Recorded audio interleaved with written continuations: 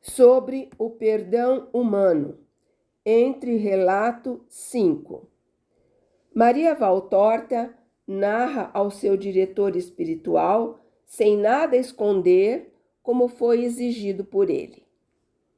Creio já lhe ter dito pessoalmente e por escrito o que acredito ser o verdadeiro perdão, as condições para mim essenciais para que o perdão seja realmente perdão, e não uma imitação mal feita dele, manchada com um pouco de hipocrisia e da pior hipocrisia, porque quer enganar a nós mesmos, não digo a Deus, porque Deus não se engana, digo a nós mesmos, nos apresentando ao nosso eu como criaturas de misericórdia, de religião. Míseras artes que seduzem somente o nosso humano orgulho e que a voz da consciência acusa como artes enganadoras. Para mim, alguém perdoa mesmo quando sente que o fato que um dia lhe soou como ofensa não dói mais. Quando um órgão da nossa máquina humana não dói ou cessa de doer, nós nos esquecemos disso. Aquele que é saudável não percebe nem mesmo que tem pulmões, coração, rins, fígado, cérebro, etc., etc. Mas se algum desses abençoados órgãos, que nos fazem tão perfeitos e tão complicados, fica doente e, portanto, começa a doer, ó, como bem o percebemos e a sua exata localização. O mesmo acontece com a ofensa recebida ou com qualquer outro dano que nosso próximo nos causa. Podemos dizer que a perdoamos, mesmo quando ela não dói mais, como uma queimadura ou uma facada. Então surge a indiferença que substitui a dor, a qual é como no fim do amor, onde também ocorre o fim do rancor. E então, também sem pensar mais nisso, você perdoa completamente. Mas é um perdão de mérito relativo. Agora eu posso ter atingido por mim mesma a indiferença, a insensibilidade a uma determinada dor que foi ofensa para mim. Talvez isso dependa de que outras dores maiores tenham vindo depois daquela dor e se distraído dela. Talvez dependa do fato em que um amor maior, seleto amor, me tenha compensado de todas as mesquinharias humanas com dons sobre-humanos. Não sei. Sei que atingi, por mim mesma, a insensibilidade às antigas feridas. Mas não posso, não quero, não consigo alcançar a insensibilidade às dores que meu pai sofreu. Não julgo ninguém. Recordo e medito e basta. Recordo e narro, porque é necessário também este monte de pastilhas negras para compor o mosaico da minha vida. E basta. Não julgo.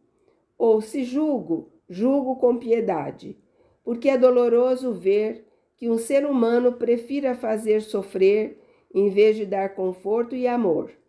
Ver que um ser humano não é bom, quando poderia e deveria ser bom. Ricos, bonitos, inteligentes, não podemos nos tornar apenas com nossa vontade. A riqueza depende de muitas outras concomitâncias que convergem ao nosso trabalho para nos dar renda. Quanto à beleza e à inteligência, não há nada a fazer. Se nascemos deformados ou tolos, nada nos pode tornar Apolos e águias de inteligência. Mas bons se pode tornar se se quer. Um pouco por dia, um pouquinho por hora, se consegue para melhorar nossas tendências morais. Não julgo ou se julgo, repito, o faço com piedade. Não sou cega nem tola, portanto, vejo e avalio as ações dos outros.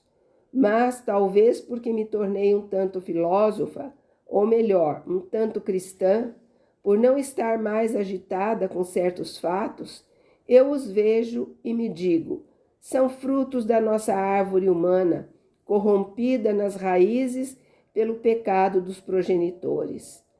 E, com o meu divino mestre, repito àqueles que causam sofrimento e praticam o mal a oração da misericórdia que moveu, nas horas extremas, os lábios santíssimos e ressecados do meu Jesus. Pai, perdoa porque não sabem o que fazem.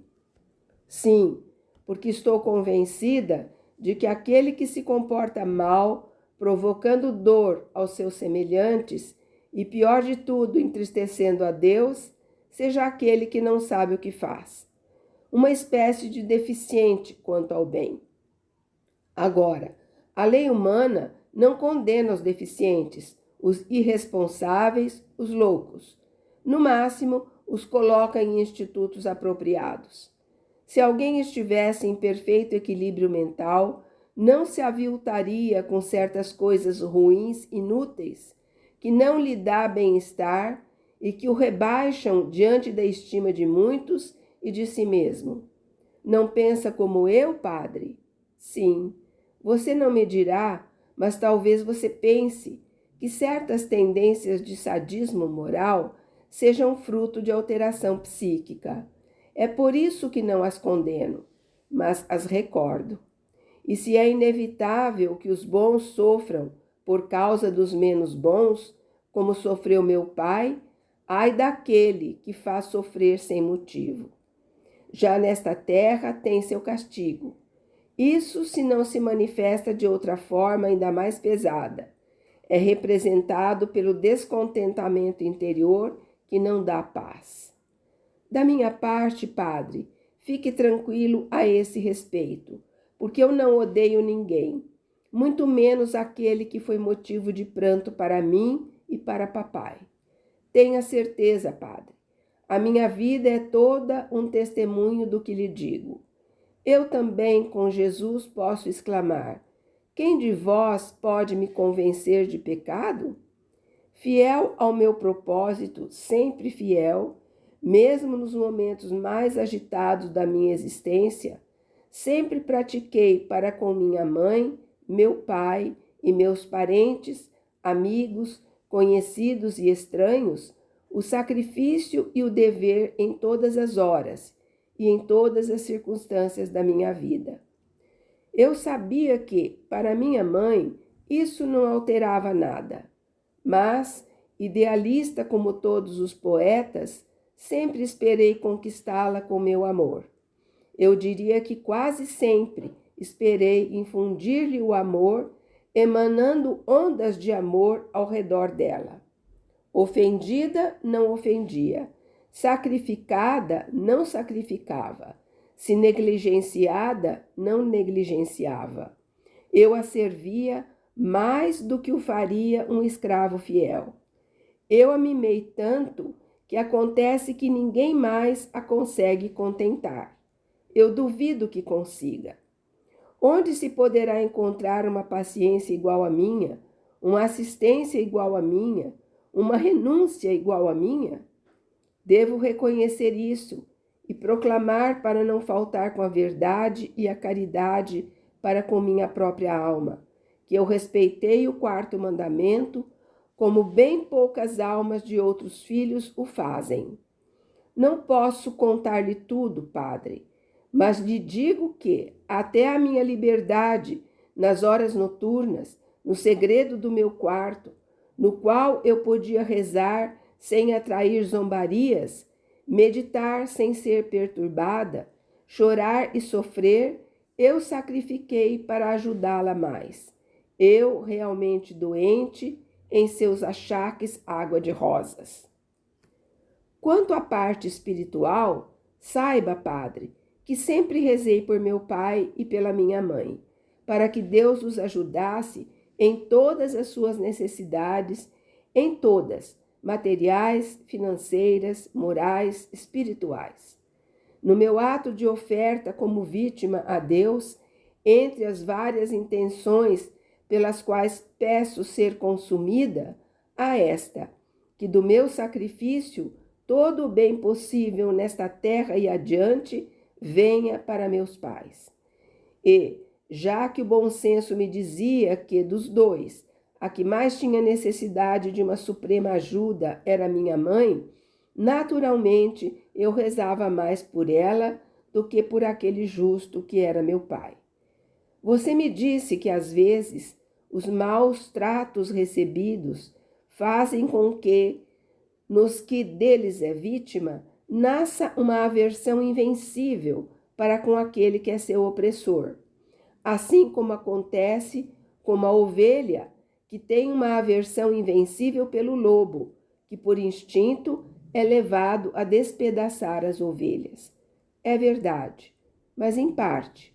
Quanto a mim, talvez seja mais tonta do que muitos outros, e por isso tremi e tremo ainda diante da minha mãe, e vivo sempre no terror de que ela me cause novos males.